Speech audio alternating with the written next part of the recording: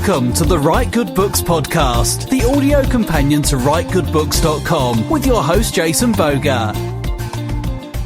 Hey everybody, welcome back to the podcast. I'm Jason. I'm here with our co-host Scott Michael Childers. Hello. Hey Scott, you doing good? I'm doing fine. Excellent. Today we're going to talk about self-publishing. And since Scott has recently self-published a book, we'll talk a little bit about his experiences. So I think I'll start by just saying, hey, tell us a little bit about your book and your path to publication. Okay. Well, this particular title was a nonfiction book about a series of fires that happened in my hometown about 100 years ago. And if you are listening to this, you probably have already guessed it's a bit of a niche book. There's not going to be a wide audience for this particular title because it was really geared towards that particular town and that particular county. So and that was my target audience. It wasn't like all along that's what I wanted to write, something for that community. That's why I chose to go a self-publishing route. I didn't even think about traditional publishing for this particular project because I knew it was a niche market. It's a real good point. How big is your hometown? 350 people. You beat me by about 20. Well, that counts a couple of the cows, I think. Okay. So you knew you didn't have a large audience. Right. So you thought it might be a hard sell if you tried to go the traditional route. Oh, it'd be an impossible sell. Again, how I wrote it was geared for that community. I pointed out current landmarks and pointed out what they were 100 years ago, family names that were still in existence. Yeah, some people outside of that community might be interested. That was not my target audience. Okay, one of the reasons I haven't self-published is it's a lot of work. You got to be your own editor, you got to do your own cover, you have to do your own marketing, promoting, and you have to do your own writing in most cases. What was the experience like for you? Well, let me clear up something with that statement. Even though I self-published, it was not a solo project. But here's the kicker. I wanted it professionally edited. I want it professionally designed, professional cover. So I had to pay for that.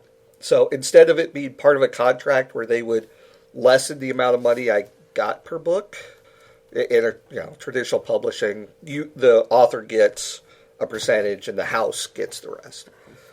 In this, self-publishing, I had to front the costs. So I hired a professional editor, I hired a designer, I hired a book cover artist. Luckily, I was able to get those all through the same company. They had those services available, but you could shop around and have an editor on one coast, a designer on the other coast, and someone else, north or south of you do it.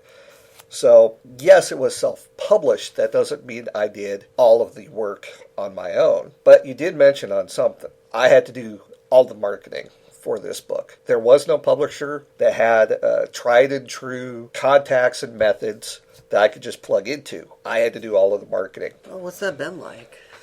Again, since I had a target audience, I could focus on that community and specific people. It's 350. My family still lives there, so I had ins. So it wasn't that hard of a sell. However, if this was a general release, man, I would have had to do probably as much time marketing the book as I did writing it. As far as paying for the services, were you pretty happy with what you found?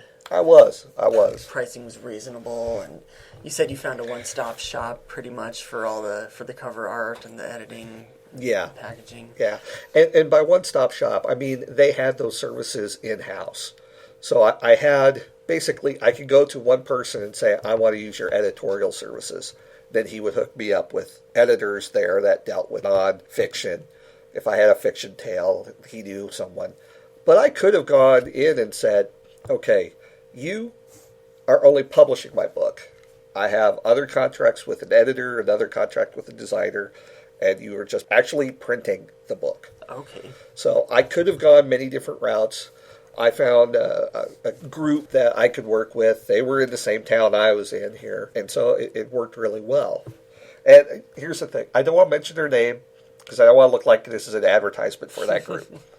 If you really are interested, you can contact me later, and I'll get you their name. But It's a good idea. This is not an infomercial. They are not one of our sponsors. But you would recommend doing that for self-published authors? Yes. A lot of times? Yes. And there are other groups out there that do that. There are other places where you can get editorial help. Mm-hmm. So one thing I was curious about is how did the editing work? Did you send them a manuscript and they recommend changes? Did they do the changes for you? Did they work with you? They worked with me. And I could say what level of editing I wanted. I could do a simple proofreading pass, which is a much cheaper option. Or I could do a full, if this was a fiction tale, I could do full-on continuity, plot, character editing. And all of the same things that a traditional publisher does. Again, the thing is, I'm paying for the service as the author, as opposed to them doing it and I getting a cut of the sales. So, yeah, but I was very happy. Since this was a nonfiction book, I did not choose all of the levels of editing. Sure. So it wasn't quite as expensive as, say, a fiction book where you're looking at continuity and plot and character editing. Did they hook you up with a cover artist, or how'd that work? Yes, indeed. Yeah. And then I had final approval. And with the editing, back to your original question, they suggested edits, and I chose if I was going to accept them or not. Same with the book design. They laid things out. I had some unique challenges with my book. I wanted to show copies of newspaper articles that happened at the time, plus transcriptions. They came up with some nice ways of laying it out, but I had to approve every step of the way. So just because I was hiring them doesn't mean they overrode my decisions. Okay.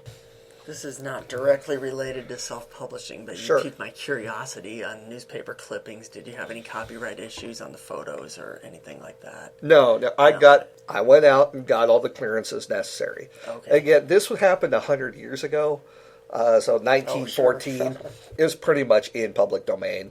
There were a couple things where I wanted to double check, and I got those just fine. Okay. But again, that was me. That wasn't the publisher. Mm-hmm. Now, I think it should be important that people understand there's a difference between a company that helps you self-publish and a vanity press. What would you say that difference is? I think one of the main things you want to look for is, do you control your book after it's published?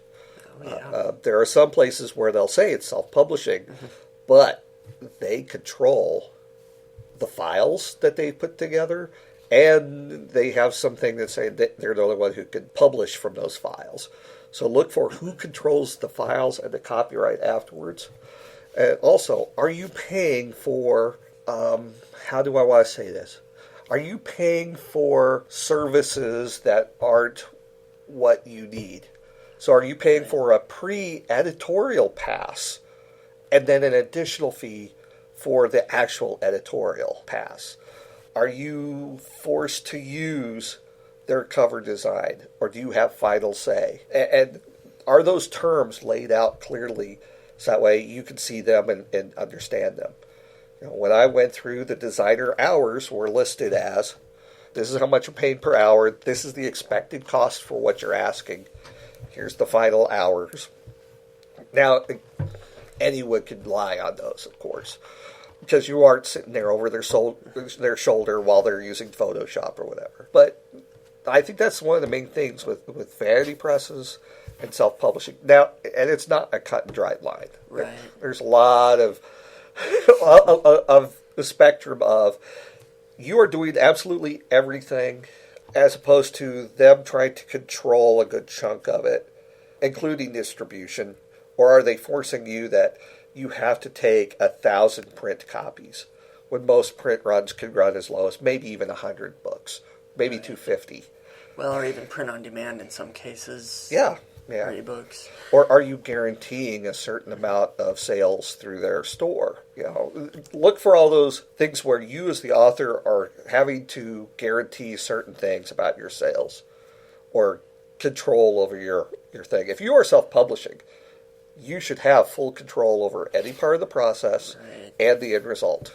And, another thing, a company that helps authors self-publish will be upfront about what they're doing and who they are, where a vanity press might be misleading an author to try to sell them a crate of books. It could be. It could be. Now, I had the benefit with the service I was using. I could go to their office and talk to the guy. Oh, sure. And we had mutual acquaintances that I trust. And so I got off pretty lucky with that. The other places, you don't have that. You don't know where their office is at. You just have an email address or a phone number, which could be anywhere in the country. So, if you were self-publishing fiction instead of nonfiction, would you recommend the same route? Possibly. If I was self-publishing fiction, I'd be more apt to do it without the physical piece. Because the print costs, while they've declined, there's still a lot to go in to something making it look good in a print format. It's a little bit easier to come up with something that looks good in an ebook format. Not knocking the designers at all. They do great work, and they know, they have more experience than I do. I'm not a designer, I'm a writer. However, there are certain things you have to take into consideration with a print volume than ebook only. I mean, really, technically, you could take something from a Word document and put it to an EPUB with free tools, and it's out there. Right. I wouldn't recommend that, because unless you're giving away the book for free, and you don't expect anyone to ever read anything you've ever wrote again.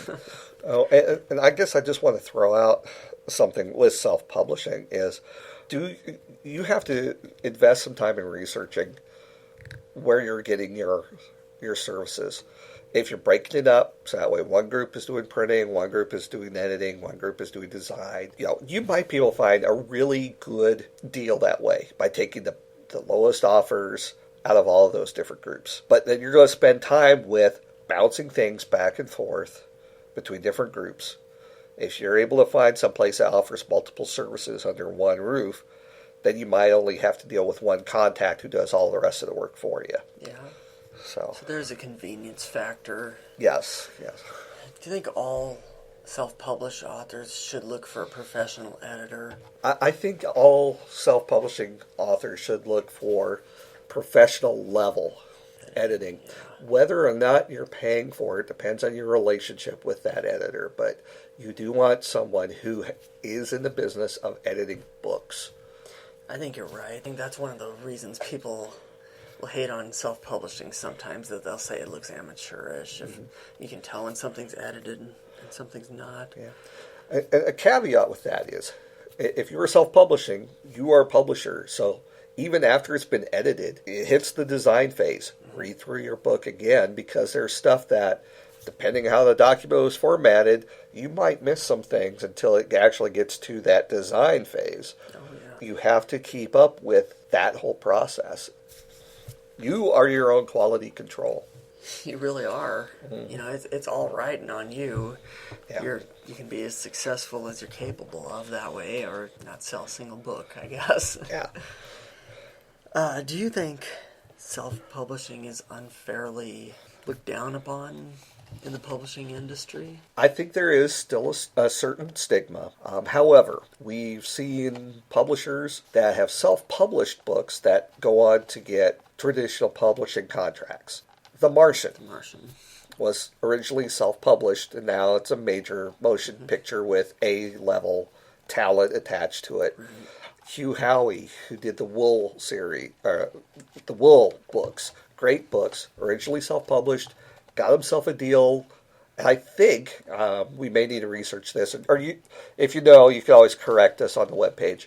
He got a deal, but only for print versions. He did not give up ebook control to a publisher. Okay. And I think it might have even been a limited number of print runs. I'd have to double check that, of course. But he self-published. He had all the rights, and he gave out what he felt was useful.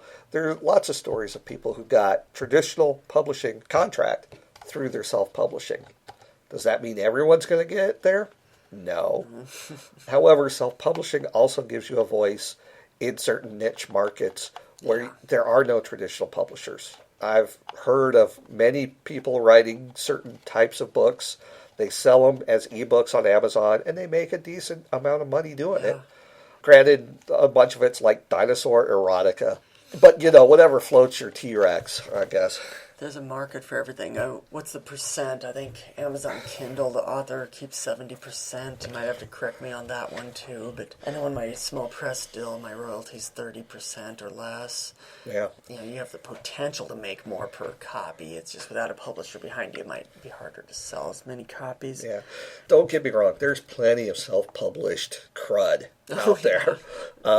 If you've listened to our fan fiction episode, there's some self-published stuff that's just about the level of quality that I was railing against. That apparently I'm going to be the grumpy one of them. There you go. But there is some fabulous self-published stuff that is really worthy of a person to sit there and read it.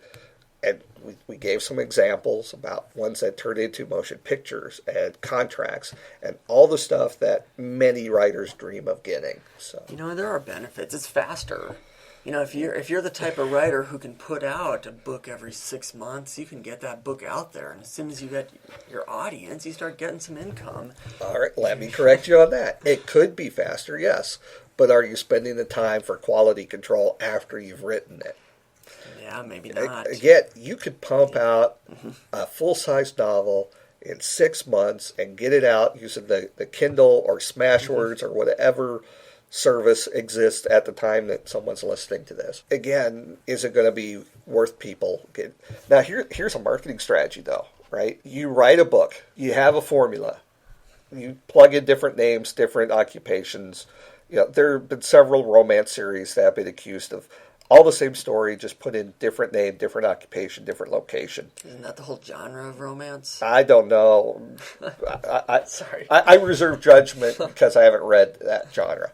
But you pump out an ebook using that same formula once you find one that works.